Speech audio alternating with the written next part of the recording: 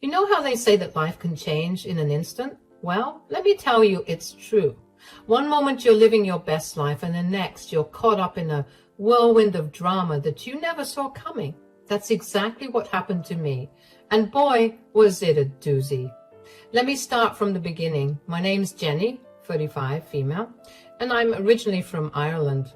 Growing up, my home life was, well, let's just say it wasn't great. My family was toxic, and I knew I had to get out of there if I wanted any shot at a decent life. So I did what any smart, determined girl would do. I studied my butt off and managed to snag a full-ride scholarship to NYU. Talk about a dream come true. When I first touched down in the Big Apple, I was like a kid in a candy store. Everything was so new and exciting. And for the first time in my life, I felt like I could breathe. I threw myself into my studies, determined to make the most of this opportunity. And you know what? It paid off. I graduated with flying colors and landed an internship at a prestigious law firm. And that's where I met him, Harold. He was this charming, older guy who took me under his wing, showing me the ropes and giving me advice. At first, I thought he was just being nice, you know. But then things started to change between us. We'd grab coffee together, chat about cases, and before I knew it, we were dating. Looking back, I can see all the red flags now, but at the time, I was too caught up in the romance of it all. Harold was my first real boyfriend, and I was head over heels. When he suggested I quit my job at the firm because of a potential conflict of interest, I didn't even hesitate. He promised he'd take care of me, that I didn't need to worry about anything, and like an idiot, I believed him. Fast forward a bit, and we were engaged and married. I thought I was living a fairy tale, but let me tell you, that fairy tale turned into a nightmare really quick. Harold started showing his true colors, and they weren't pretty. He'd put me down, make snide comments about my accent, and act like I was some kind of burden. But I stuck it out, thinking maybe it was just a rough patch, maybe he was just stressed from work. Then boom, the bombshell dropped. I was 29.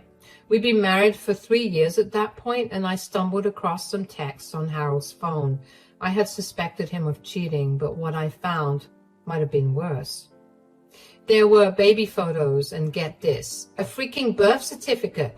Turns out my darling husband had a whole kid he never told me about. Talk about a plot twist, right?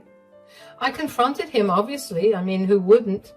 I was ready to pack my bags and call it quits right then and there. But Harold, he turned on the waterworks, begging and pleading for forgiveness. He spun this whole story about how it was a one-night stand before we met, and he didn't even know about the kid until she was 5.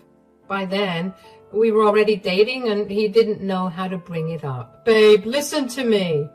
Listen to you? Why should I? You had all this time to come clean, and you're only doing it now because you got caught. Give me one good reason why I should stay with you. Because we love each other, and because we made vows. You can't give up on me like this. You can't do this to me. Why should I stick around for this? I didn't sign up for any of this. Babe, please, you gotta believe me. I didn't know how to handle this. I'm so sorry. Please forgive me.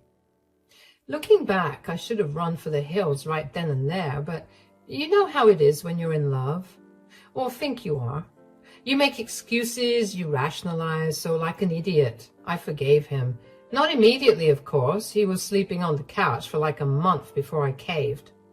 I mean, I'd always wanted to be a mom, and even if it wasn't exactly how I pictured it, being a stepmom seemed like it could be pretty cool. So we started integrating little Hannah into our lives.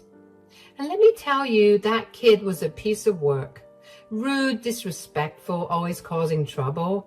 But I tried to be understanding, you know. I figured she was acting out because of her broken home situation.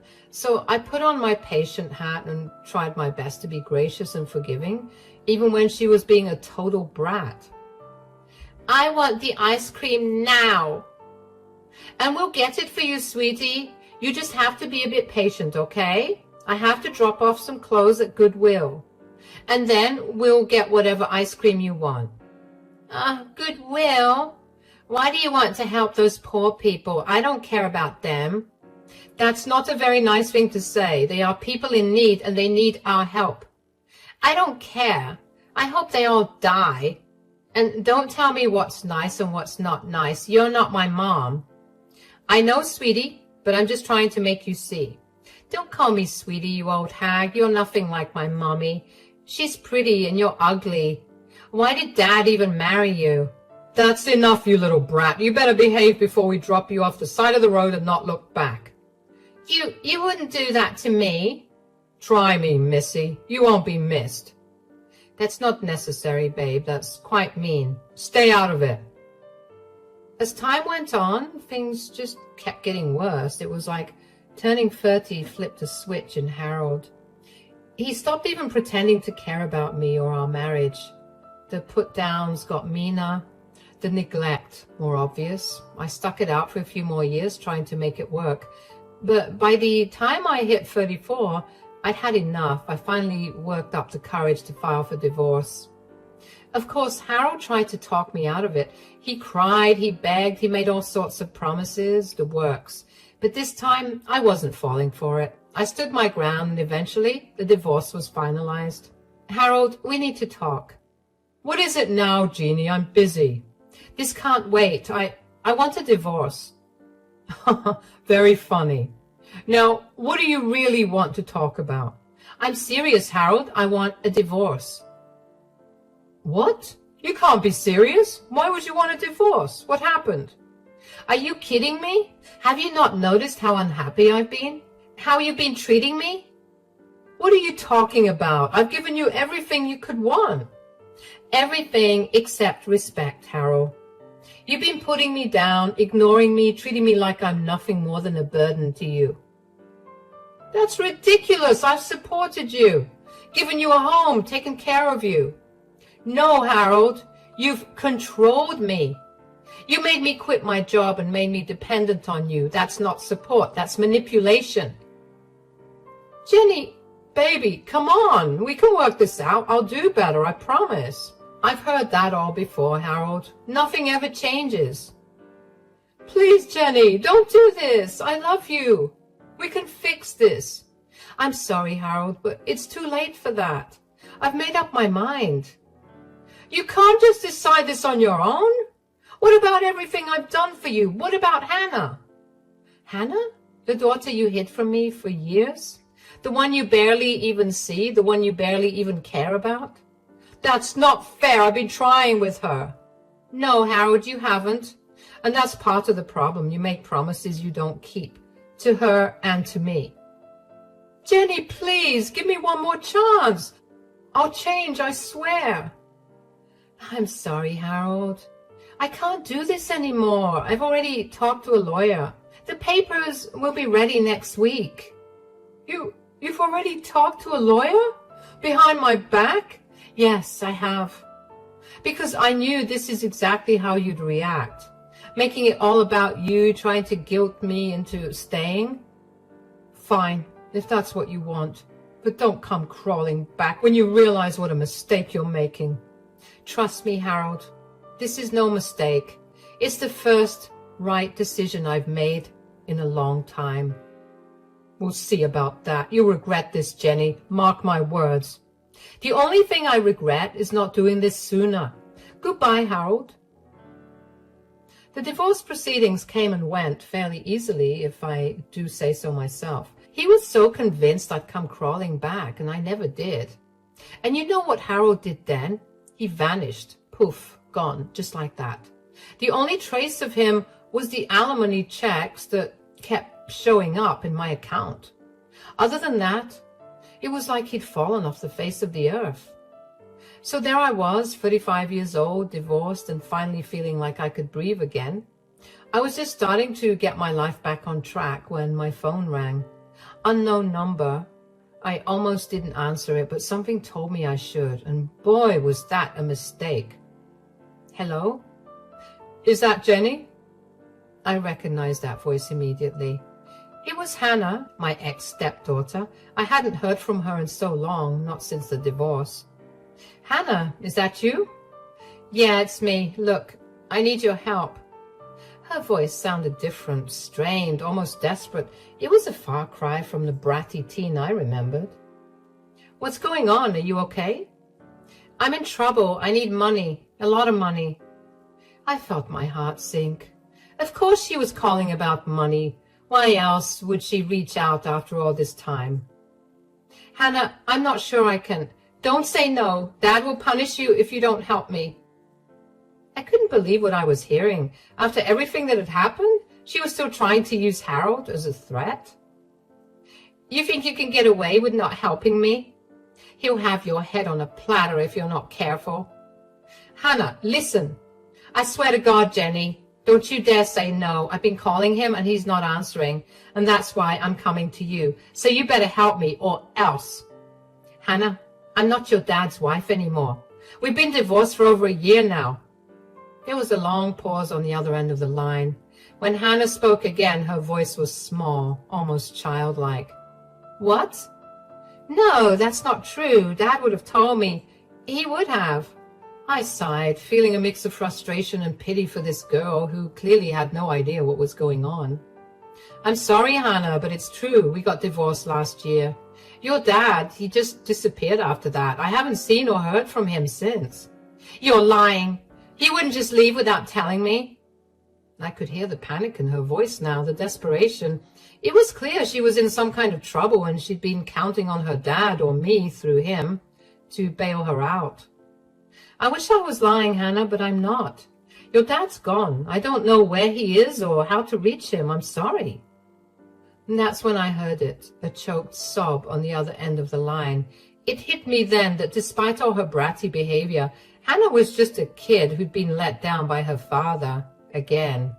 But I need help. I'm in trouble. I owe money, a lot of money. I rubbed my forehead, feeling a headache coming on. Part of me wanted to just hang up and be done with it all. But another part, the part that had always wanted to be a mom, couldn't just leave her hanging. What kind of trouble are you in, Hannah? I got into gambling, online stuff, you know. I thought I could make some quick cash, but it got out of hand. Now these guys, they're saying I owe them 50 grand and they're threatening me, Jenny. I don't know what to do. 50 grand. Jesus Christ. What had this girl gotten herself into? Hannah, that's a lot of money. I can't just give you $50,000. Where am I going to get that kind of money? I knew you'd be useless. Excuse me? You're a pathetic nobody. No wonder he left you. Actually, it was me who divorced your deadbeat of a dad. Yeah, turns out he wasn't being crappy just to you, sweetheart. Oh, and with the way you're treating me now, I can see that the apple didn't fall far from the tree. As I stood there, phone in hand, listening to Hannah's increasingly desperate insults, I felt something inside me snap. All the patience, all the understanding I've been trying to muster, it just evaporated. Why are you so broke? Why can't you help me? You're so useless. You've always been useless. They're going to kill me, Jenny. And whose fault is that, Hannah? Who decided to gamble away money they didn't have? That's not fair. I made a mistake. I'm sorry, okay? I'm really, really sorry. Sorry doesn't cut it, Hannah. Not this time. Do you have any idea what you're asking of me? $50,000 isn't pocket change. I know. But you're the only one I can turn to. Please, Jenny, I'm begging you. I took a deep breath, trying to calm myself, and I had been planning to help her despite everything, but her attitude and the way she was lashing out, it was too much. You know what, Hannah? I was actually considering helping you. Really? Oh, thank God. I knew you. I said I was considering it, past tense. What? What do you mean? I mean that I've changed my mind. Your behavior right now, the way you're speaking to me, it's unacceptable. No, Jenny, please. I didn't mean to. Save it, Hannah. I'm done. I've put up with your awful behavior for years, always making excuses for you. And I get it. You're a young, dumb kid. But I don't know where you get off talking to people this way. I would always stick up for you, even for your deadbeat of a dad. But I'm not doing it anymore. Jenny, please, I'm sorry. I'll do anything. Goodbye, Hannah. With that, I hung up the phone. My hand was shaking as I navigated to my contacts and blocked her number. As soon as it was done, I felt a wave of emotions wash over me. Relief, guilt, anger, sadness. It was overwhelming. I sank down onto my couch, my mind racing. Had I done the right thing? Part of me felt terrible for abandoning Hannah when she was clearly in trouble. But another part, a stronger part, knew that I had to protect myself. I couldn't keep setting myself on fire to keep others warm. Weeks turned into months. I threw myself into my work, started taking yoga classes, and even began dating again. For the first time in years, I felt like I was living my life for me, not for anyone else. It was about 6 months after that fateful phone call when I ran into an old colleague from the law firm where I had first met Harold. We decided to grab a coffee and catch up. So, how have you been, Tom? Still slaving away at Johnson and Partners? You know it. Someone's got to keep that place running. And how about you? How's life post-Harold treating you? I couldn't help but smile at that. Honestly, it's been great. I feel like I'm finally living my life on my own terms. Tom nodded, but there was something in his expression that made me pause. What is it, Tom? You've got that look. I didn't want to bring it up, but have you heard anything about Harold recently? I felt my stomach clench. Part of me wanted to say no, to change the subject and pretend I didn't care, but curiosity got the better of me. No, I haven't. Why? What's going on? Tom looked uncomfortable, stirring his coffee unnecessarily. Well, it's just rumors, you understand, but word around the office is that he's been struggling. Struggling? How? I felt like I'd been punched in the gut. Despite everything, a part of me still cared about Harold, or at least cared about the man I thought he had been. How bad is it? Bad enough that the partners are talking about it. He hasn't shown up to work in months, just vanished. I sat back in my chair trying to process this information. Harold gambling and drinking? It didn't seem possible. He'd always been so put together, so in control. But what about his job, his clients? From what I hear, they've been reassigned. The official line is that he's on an extended sabbatical, but, well, you can imagine how that's going over. I nodded, my mind racing. Harold just didn't abandon everyone he knew. He abandoned his livelihood as well. What if he wasn't even alive anymore? Jenny, you okay? I blinked, realizing I'd been lost in thought. Yeah, sorry, it's just a lot to take in. Tom reached across the table and patted my hand. I'm sorry, I shouldn't have said anything. It's not your problem anymore. I gave him a weak smile. No, it's okay. I'm glad you told me. We finished our coffee, chatting about lighter topics, but my mind kept wandering back to Harold and Hannah. As I drove home, I couldn't shake the feeling that something was very, very wrong. Over the next few weeks, I found myself thinking about Harold and Hannah more and more. I'd catch myself wondering where they were, if they were okay. But every time these thoughts crept in, I'd remind myself of all the pain, all the stress they'd put me through. I'd remind myself that I'd made the right choice in cutting them out of my life. But then one rainy Tuesday afternoon, everything changed. I was at work. Obviously, I started working again after the divorce to support myself. Buried in paperwork when my phone rang. Unknown number. My heart skipped a beat. Could it be Hannah again? Or maybe even Harold. My finger hovered over the decline button, but something made me answer. Hello? Is this Jenny O'Brien? Yes, this is her. Who's calling? Miss O'Brien, this is Detective Michael Santos with the NYPD. I'm calling about Harold Thompson. I felt my blood run cold. What about him? Miss O'Brien, I'm sorry to inform you that Mr. Thompson was found deceased in his apartment this morning. The world seemed to stop. I couldn't breathe, couldn't think. What? I understand this must be a shock. Were you and Mr. Thompson close? I laughed, a harsh, bitter sound that surprised even me. We were divorced over a year ago. I haven't spoken to him since. There was a pause on the other end of the line. I see. Well, Miss O'Brien, the reason I'm calling is that you're listed as Mr. Thompson's emergency contact. We've been unable to reach his daughter, Hannah. Of course, of course. Hannah hadn't bothered to change his emergency contact, and of course, Hannah was nowhere to be found. What do you need from me, detective? We need someone to come down to the station to answer some questions and to identify the body. I closed my eyes, feeling a headache coming on. All right, I'll be there as soon as I can. As I hung up the phone, I felt like I was in a daze. Harold was dead. The man I'd once loved, once planned to spend my life with, was gone. And now, somehow, I was responsible for dealing with the aftermath. I called my boss, explained the situation, and headed to the police station. The next few hours were a blur of questions, paperwork, and the grim task of identifying Harold's body. He looked old, worn out, nothing like the confident, charismatic man I'd married. As I was leaving the station, Detective Santos pulled me aside. Ms. O'Brien, there's something else you should know. I braced myself, wondering what else could possibly go wrong. What is it? We found some concerning items in Mr. Thompson's apartment.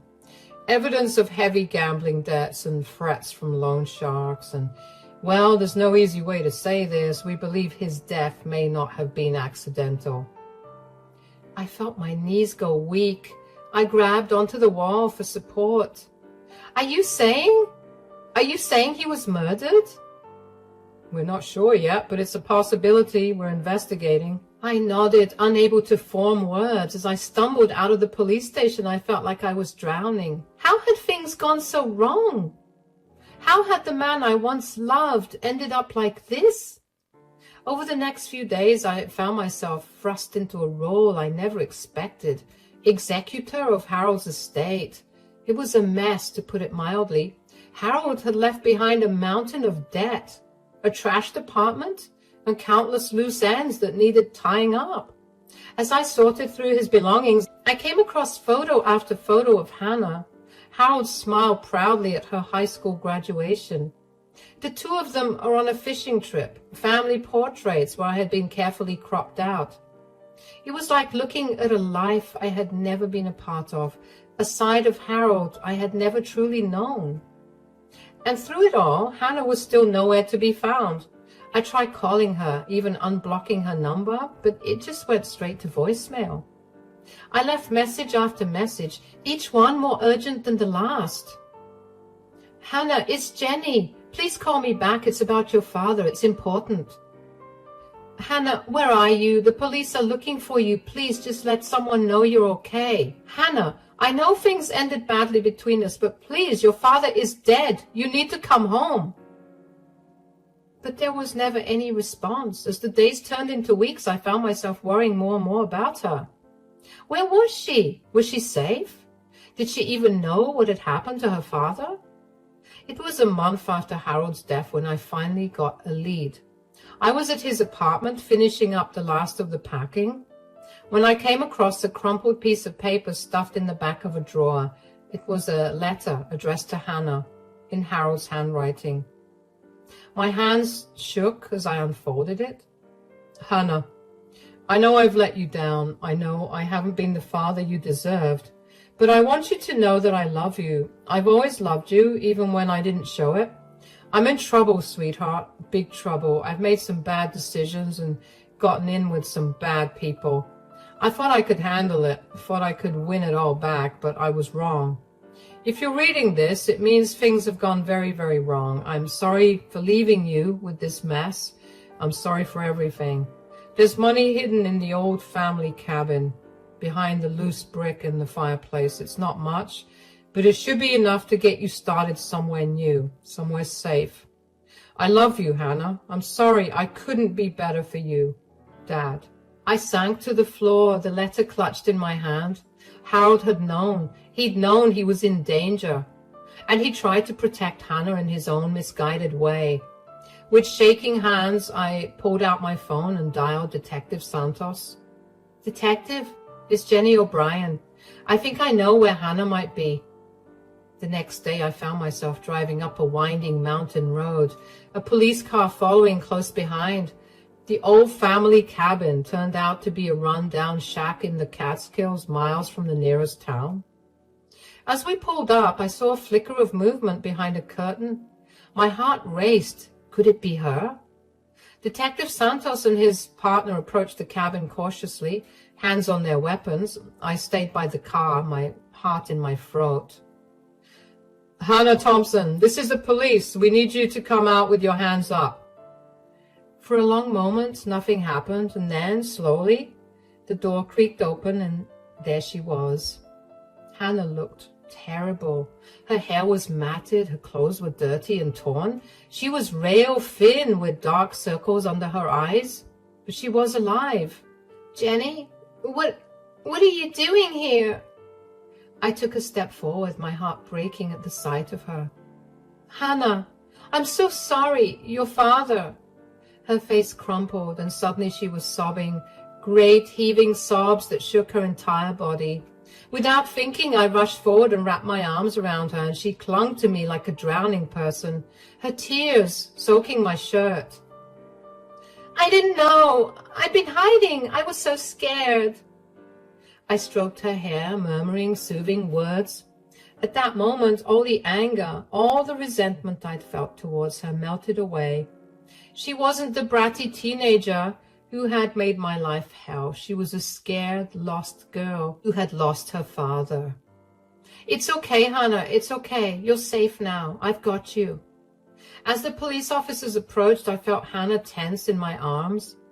"No, please don't let them take me." I looked at Detective Santos, silently pleading, and he nodded, understanding. "It's all right, Miss Thompson. We just want to ask you a few questions. You're not in any trouble." Slowly, gently, I led Hannah to the police car. As we drove back to the city, she told us everything, how she'd been hiding from the loan sharks, terrified they would come after her, how she'd been too scared to turn on her phone to reach out to anyone, how she'd been surviving on the small stash of cash and canned food her father had left in the cabin. It was a long, painful conversation, but as Hannah talked, I could see a weight lifted from her shoulders. She wasn't alone anymore. She didn't have to carry this burden by herself. When we got back to the city, I made a decision.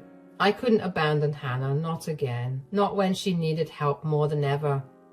"Hannah, why don't you come and stay with me for a while, just until we get everything sorted out?" She looked at me, her eyes wide with surprise and hope. "Really? You'd do that after everything?" I nodded, squeezing her hand. "Really, we're family, Hannah. Complicated, messy family, but family nonetheless." As we walked into my apartment, I knew things wouldn't be easy. There was still so much to deal with. Harold's estate, the police investigation, Hannah's own legal troubles. But for the first time in a long time, I felt like we were moving in the right direction. That night, as I lay in bed listening to the soft sounds of Hannah sleeping in the guest room, I thought about the twists and turns that had brought us to this point. I thought about Harold, about the man he had been and the man he became. I thought about forgiveness and second chances, and the strange, unpredictable ways that life can bring people together. And I realized that sometimes revenge doesn't feel as sweet as it's chalked up to be. Sometimes the universe handles your own battles in ways you never expected. Don't get me wrong, Harold was an awful man to me and his daughter, and it looked like he got his just dues. Even Hannah, in all her brattiness, managed to get her just desserts too. And I feel like she's done her time, and now is the time for second chances. As I drifted off to sleep, I made a silent promise to Hannah, to myself, and yes, even to Harold's memory. We would get through this together, because that's what family does.